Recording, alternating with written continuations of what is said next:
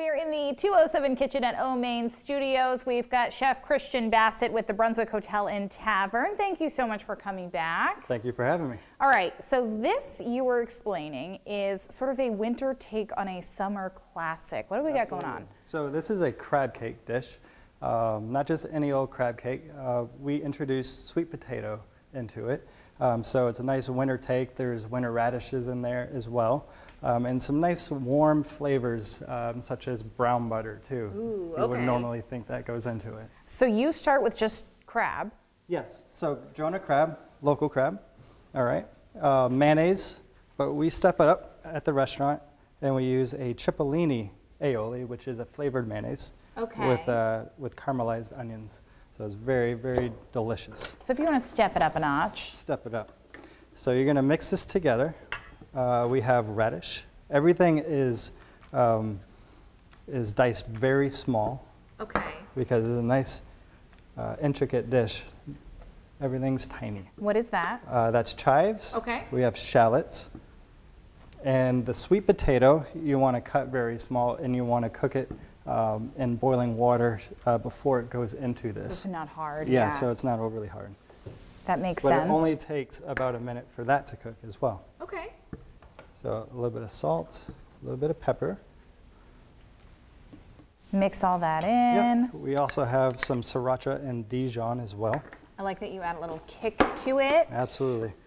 You were saying you like to mess around with flavors and really... Yeah, aggressively season. So this texture is similar to a meatball, where you want it to be able to form in your hand without crumbling, without being too wet, too dry. So panko helps with that. So panko is yep. your binder. Mm-hmm. You don't want to have too much in there. So far, easy enough. Very, very simple. And you can do whatever you want with crab cakes too. Obviously, it's a mainstay in the summertime, but we're here to make it stay in the winter. Yeah, because who doesn't want crab year round, right? Just because it's not warm out. Absolutely. We can pretend it is. So this is all you're looking for right here. Okay. All right, so we're going to start your flame. Get the pan heated We're gonna up. Get the pan heated up. We're going to put a little bit of this brown butter in here. Now this brown butter doesn't have any of the milk fats in there, so it won't smoke up like if you were to put regular butter in there. What is brown butter? Brown butter is just to the point where that it's been heated up for a lengthy period of time where the milk fats start to brown, and that enhances the actual butter, and you scoop it out, and that's it. Okay. So we're going to add a little bit of olive oil as well. Let that warm. Okay, so what's your technique here? So our technique is different from just scooping it. All we're going to do is find any old scoop that's small enough. We're going to the size right. Yeah. Scoop. We're going to take our panko and roll it around. And then if you have a cookie cutter, biscuit cutter, anything like this, I'd use the smallest one available. Okay. You're going to put it inside. And then just squish it? And then you use the I was butt going to use handle my hand. I was ready. of the scoop.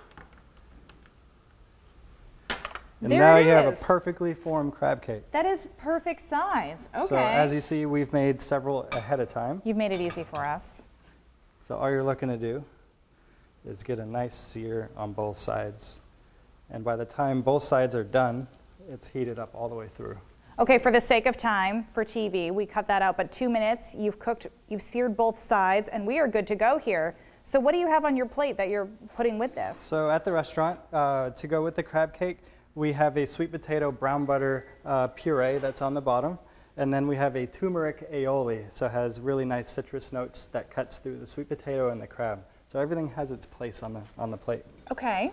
So what we do is, we made 4, but I usually do 3 for the restaurant.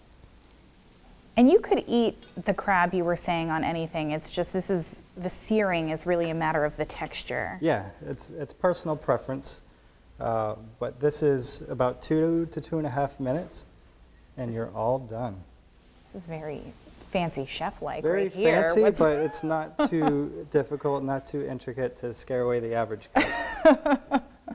I mean, when I plate this at home, it's going to look just like this. Absolutely, right? I expect that, right? This looks great.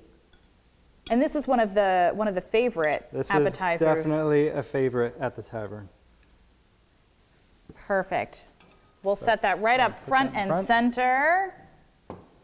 Christian Bassett, thank you so much for coming in and showing us how to make these crab cakes. And if you want the recipe, head to the 207 section of our website, and we will be right back.